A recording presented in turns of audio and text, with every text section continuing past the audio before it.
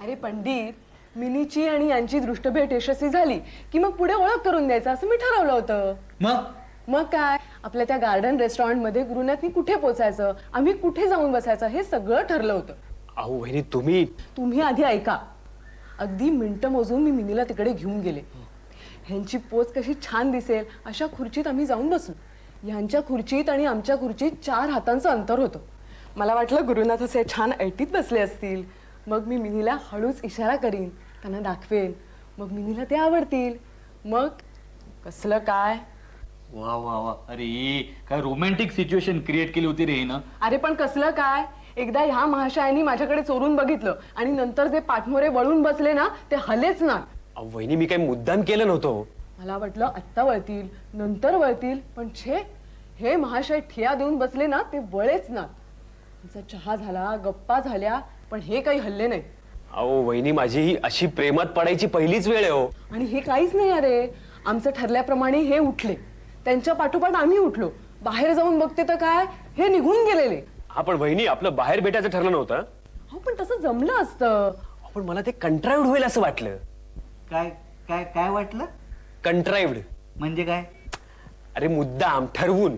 अच्छा, त्याला कंट्राइव्ह म्हणतात का? गुरु, अरे कसं व्हायचं रे तुझं? त्या मिनीच्या समोर झालं तू एवढा टरकलास. हे पंड्या तू जरा गप्प बसा. आता मी नाही गप्पा बसणार आहे, पण मी तुम्हाला जाब विचारणार आहे. तुम्ही असं का वागलात? अहो वहिनी तुम्ही प्रेम केलेली माणसं प्रेमात पडलेल्याला असं विचारता? जरा मुद्द्याचं बोला ना. हा मी काय म्हणतो चारू, हे बघ, ह्या बिचाऱ्याचा आता फार अंत पाहू नको. आणि तुझ्यात आणि तुझ्या मैत्रिणीमध्ये जे काय बोलणं झालंय ते आता ह्याला सांगून टाक. हा दे. अरे पंड्या तू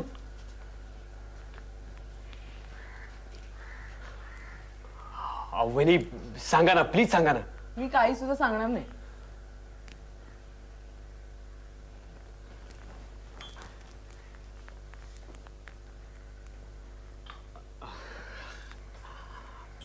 अहो वहिनी पण काही आशा आहे ना? आत्ताच तर परीक्षेला बसल्यात, लगेच रिझल्ट लागायला तो काय मटका आहे का? अहो तसं नाही हो, पण तुम्ही तिला माझं नाव सांगितलं ना, कारण गुरुनाथ हिंदळेकर हे नाव पुष्कळांना आवडत नाही हो. कसला पोरकटपणा चाललाय हिंदळेकर? अरे पंड्या तू जरा गप्प बस रे बाबा. तुमचं नाव आडनाव काही सुद्धा सांगितलेलं नाही. तुमचा उल्लेख ती गुरु शर्ट म्हणून करते. गुरुजड हे झालं. तुला हसायला काय झालं रे? गप्प बस जरा. पंड्या तू जरा गप्प बस. बरं वहिनी तुम्ही तिला जातीचं सांगितलं का? पहिल्याच भेटीत सगळं काही सांगायचं नसतं गुरुनाथ. माझा सल्ला ऐकशील गुरु शर्ट, तिनं पुढाकार घेतल्याशिवाय तू पुढचं पाऊल टाकू नकोस. तुझा सल्ला विचारताय कोण पंड्या? तू तुझं काम कर बरं. मी हे सगळं प्रकरण वहिनींवर सोपवलंय. माझा सुद्धा हाच सल्ला आहे गुरुनाथ. तिने पहिलं पाऊल उचललं नाही तिथपर्यंत तुम्ही शांतच बसा. मी तिच्या मनात उत्सुकता निर्माण केली तुमच्याबद्दल. अहो पण तिने जर पुढचं पाऊल टाकलंच नाही तर तुमची सगळी पावलं फुकट जाणार. बरं वहिनी, उत्सुकता निर्माण होईल असं काय काय सांगितलं? सांगितलं एक चांगला तरुण आहे, जिच्या भाग्यात असेल तिच्या वाट्याला तो येईल. मग काय म्हणाली? अशी शहाणी ती लगेच कमिट नाही करणार, विचार करून सांगते म्हणाल. अहो पण तिला माझ्या जर्मनीला जाण्याबद्दल सांगितलं ना? संभव आहे असं सांगितलं. नाही पण बायकोला बरोबर घेऊन जाणारे वगैरे हे नसेलच सांगितलं ना? सगळ्या गोष्टी बोलल्याप्रमाणे घडतात का? तुम्ही नाही का पाठ करून बसलात? आय एम सॉरी वहिनी. पण वहिनी ती विचार करून नाही म्हणाली तर? अरे वेड्या, विचार करून नाही म्हणायचा हक्क तुला सुद्धा आहे. तू गप्प बस रे पंड्या. काहीतरी मूर्खासारखं बडबडत जाऊ नकोस. ते आपलं तू तुझ्या कब्बशा विसर आणि ते संपलं असेल तर कणिक तिंबायला घे. मूर्खासारखं काहीतरी बडबडत. आणि मी कोणाला नाही म्हणणार आहे? त्या मिनीला? मिनी मोडकला काय वेड बीड लागलंय की काय मला?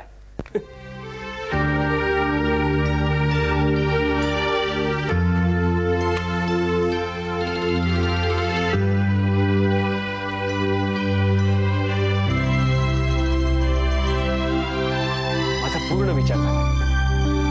मी लग्न केलं तर फक्त मिनी मोडकशीच करणार. नाहीतर काय लग्नच करणार नाही? हो नाही करणार.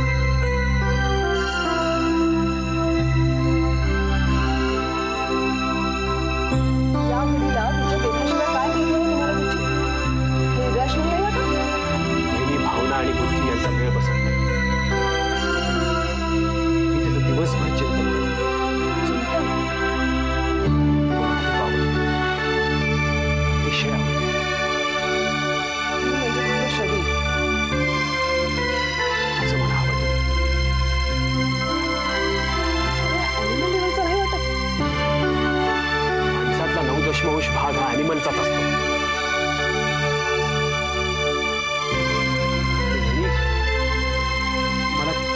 ते सांगता नाही येणार.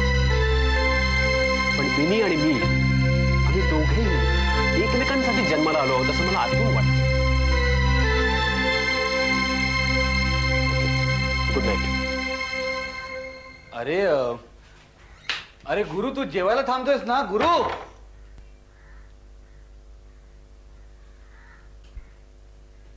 चारू चारू चारू चारू, आता तू कुठे निघालीस? अरे पोळ्यांसकट सगळा स्वयंपाक राहिलाय. जेवण नकोय का? चारे, अशा वेळी तुला स्वयंपाक कसा ग सुचतो? हे बघ, आज जेवायला लोणी, पाव आणि केळी. स्वयंपाक कॅन्सल. आणि आणि अगं हो, त्याआधी मला तुझ्याशी जरा महत्वाचं बोलायचंय. तू इथे बस बघू, बस. गुरुनाथ बद्दल ना? हो, तू काय त्या गुरुनाथचं पुरता बोकड करायचं ठरवलंयस का? झालं म्हणजे दोष माझाच. गेले महिनाभर ते माझ्या मागे हात धुवून लागले तरी मी त्यांना दाद दिली नव्हती. पण तू मिनीचा सगळा इतिहास त्याला का नाही सांगितलंस? शहाणाच आहेस. हे सगळं तू सांगायचं का मी? माझ्याच तोंडून मी माझ्या मैत्रिणीची काय म्हणून बेआबरू करू? आणि एवढं सगळं कळल्यानंतर सुद्धा यांच्या डोक्यातून ती जाईल हे कशावरून? त्याला तर जळी स्थळी फक्त मिनीच दिसते. काही असो, पण हे संकट टळायला हवं. ते टळेल जेव्हा मिनी त्यांना नकार देईल. आणि तिनं त्याला होकार दिला तर? काय सांगावं? त्यांचा संसार आपल्यासारखा सुखाचाही होईल. तुम्हाला एकाच पुरुषाचा कंटाळा कसा येत नाही म्हणून विचारणारी ही मुलगी ही संसार करणार? पंडित, तू माझ्या जागी असतास तर काय केलं असतंस? हे बघ चारू, हे असे त्या गुरुशर्टला निरुत्तर करणारे प्रश्न असे मला विचारू नको. आता ह्या क्षणी मला फक्त एवढंच कळतं की माणसातला 9.5 भाग हा ॲनिमलचा असतो. आई, बाबाला जेवायला बोलव.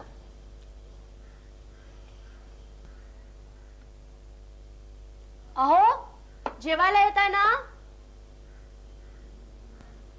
सचिन, काकांकडे मजा आली ना? हो, ते कॅमेरेवाले काका आहेत ना, ते माझे 1000 फोटो काढणार आहेत. हो.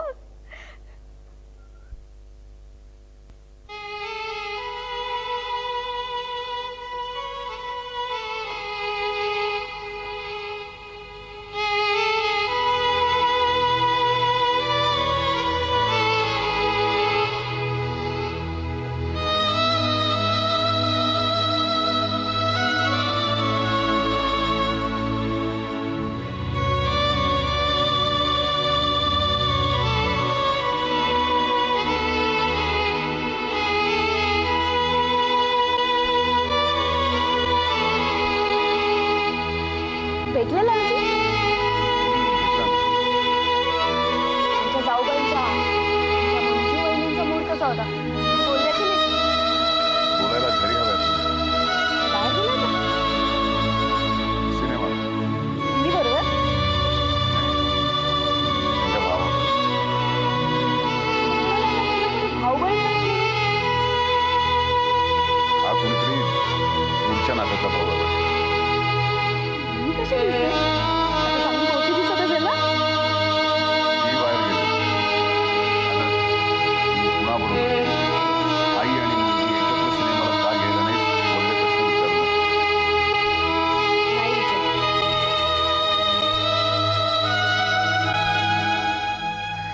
हे बघ इंदू, तुझे प्रश्न लॉजिकल आहेत, पण आपल्या दृष्टीनं जे जे तार्किक ते त्या घराच्या दृष्टीनं अतार्किक. अगं, जिथं सख्खा बाप आपली बायको आणि मुलगी कुठं गेली आहे हे नक्की सांगू शकत नाही, तिथं मी कसं आणि काय सांगणार? आणि मी कोण? मुलीचा काका, ज्याची आपल्या भावाबरोबर 3-3 वर्ष भेट होत नाही. म्हणजे लालजी एकटेच होते? एकटा कसं? बरोबर होती ना. कोण? एक उदास संध्याकाळ. अशा अनेक लोनली इव्हनिंग्स त्यानं चिरूट ओळख पसवल्या असत्या. आणि साठीत पोचलेल्या आपल्या थोरल्या भावाकरता हा सुशिक्षित सुखवस्तू भाऊ काहीही करू शकत नाही. तुम्ही आधी जेवून घेता का? त्याला हा प्रश्न विचारणार कोणी नाही. तुम्ही त्यांच्याशी त्यांच्या साठीविषयी बोलणार होतात ना? पण पहिल्याच भेटीत नको वाटलं राग झटकावी तसा माझा प्रस्ताव झटकून टाकेल. नाही हो, बोलून बघायचं सरळ. तुमची कल्पना त्यांना नक्कीच आवडेल. साठी हेच असं निमित्त आहे ज्याने तुम्ही सगळे भावंड एकत्र आले. तुम्ही काही काळजी करू नका, मी जबाबदारी घेईन. इंदू, लालजी तुझी खूप भरभरून स्तुती करत होता, चौकशी करत होता. माझी? हो, तुझ्या वागण्याची, तुझ्या दिसण्याची. चला. अगं खरंच सांगतोय मी, तुझा मराठी सुधारला की नाही की अजून गुजराती वळणाचाच विचारत होता. एक बार आवीने सांभाळो के जो. इंदू, मी असंच करतो. मला जे जे जसं जसं व्हावंसं वाटतंय ना ते सगळं एकदा सविस्तर लिहूनच टाकतो. लिहा, पण आधी जेवायला चला. हो, चला जेवा. उठा उठा अगं, उठा. हो हो.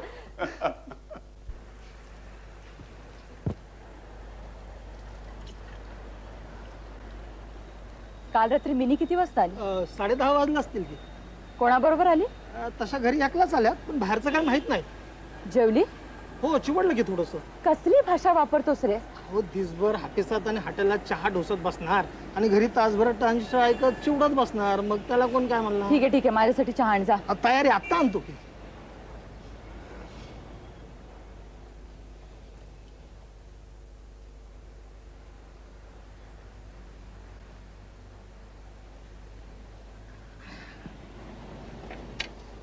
हरबा, जी मालकी. काल भैया साहेब कशासाठी आले होते? किती वेळ होते? होते की चांगले 2-2.5 तास होते. 2-2.5 तास? तुला काही काय वेळाचा अंदाज आहे का? आणि एवढ्या वेळ काय बोलणार? आता सख्खे भाऊ ते 3 वर्षांनी भेटलेत. आता 4 दिवस सुखदुःखाच्या गोष्टी व्हायच्याच की. विचारलं तेवढं सांग. काय विचारलं? काही कानावर आलं?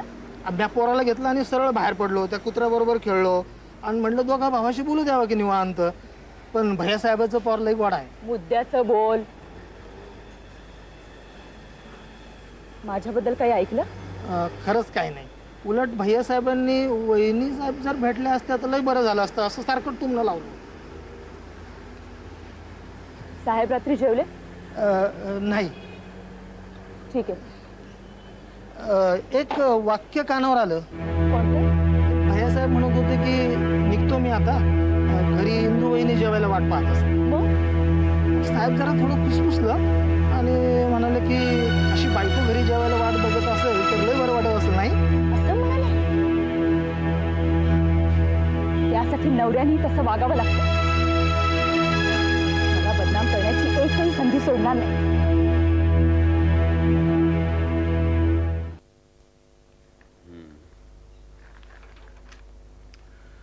हे सगळं चांगलं आहे, पण मला अजून काहीतरी इनोव्हेटिव्ह पाहिजे कारखानेस.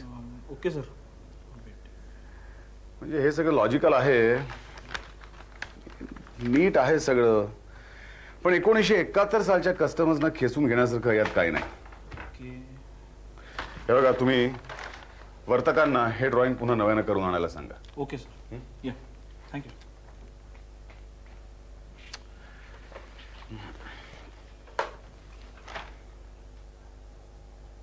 हा कीर्तन आहे, मी ड्रॉइंग पाहिलं. यात आता वर्तकांची खरं तर काही चूक नाही आहे. मी जेवढं चांगलं द्यायचं तेवढं त्यांचं देऊन झालंय.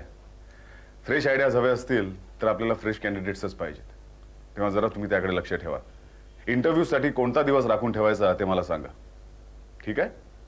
हां सर, तुमचं लेटर आलं सर. अरे, हे तर लालजीचं पत्र आहे.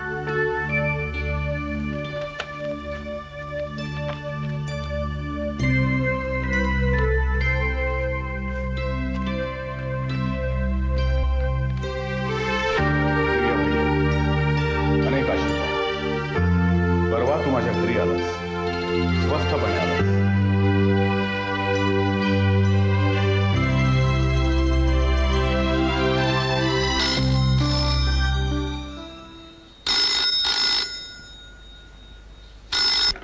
हॅलो. हॅलो, कोण? लालजीच बोलतोय ना? आपण? अरे मी भैया, यावेळी बरा घरी सापडलास. हो, पण घरी कशाला फोन केलास? का? कोणाची भीती आहे? अरे आत्ताच तुझं पत्र मिळालं आणि तातडीनं बोलावंसं वाटलं. मिळालं?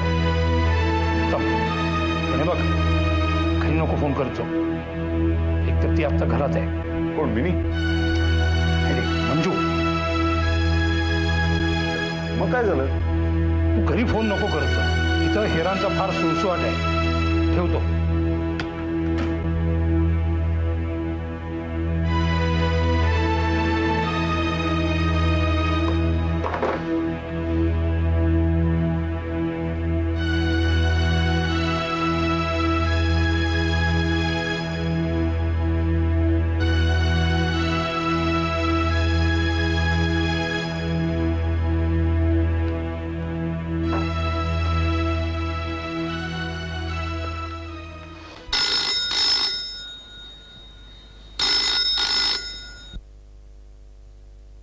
हॅलो, मी मिसेस मोडक बोलते.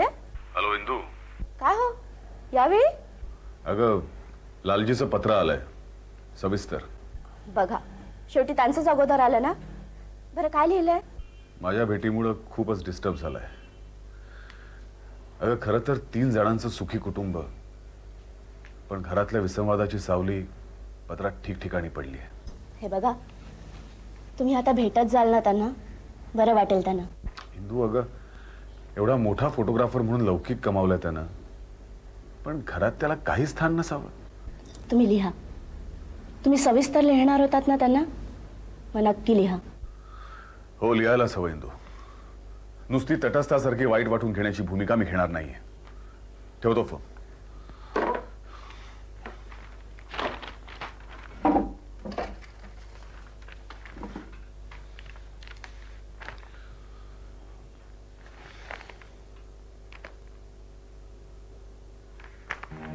लालजी, तुझं इथून पुढचं आयुष्य सुखात जावं यासाठी मी सर्वतोपरी प्रयत्न करणार, आणि त्यासाठी वहिनी आणि तू मनानं जवळ येणं ही पहिली पायरी.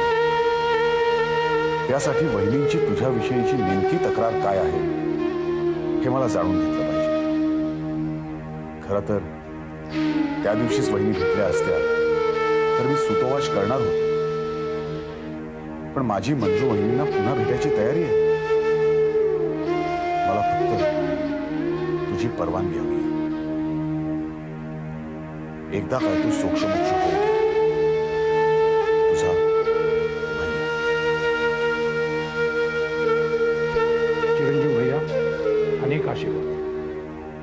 मंजूला भेटून आमची मनं जुळवण्याचा तुझा प्रयत्न स्तुत्य आहे, पण तो मूर्खपणा आहे.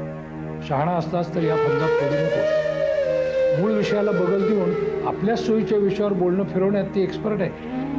झक मारली असं ती बोलणाऱ्याला करून टाकते. तेव्हा तुझा विचार डोक्यातून काढून टाक. आमच्या घरी सुद्धा येऊ नकोस, बाहेर भेटत जा. एकदा काय तो सोक्षमोक्ष होऊ दे हे तुझं म्हणणं ठीक आहे, पण अशा उद्योगात सोक्षमोक्ष होण्याऐवजी माझा कपाळमोक्ष होण्याचा संभव अधिक. मला सल्ला देण्या अगोदर तुमच्या बंधूंच्या धंद्याची चौकशी करा. असलं काही बोलली तर तुझी काय अवस्था होईल? प्रिय लालजी, तू माझी काय अवस्था होईल याची काळजी करू नकोस. वहिनी फार तर माझा अपमान करतील एवढंच ना. करू दे. तुझ्याकडे येण्याची कल्पना निघाली तेव्हा या सगळ्याचा विचार आम्ही केला. वहिनींना भेटायला एक उत्तम निमित्त मला सुचलं.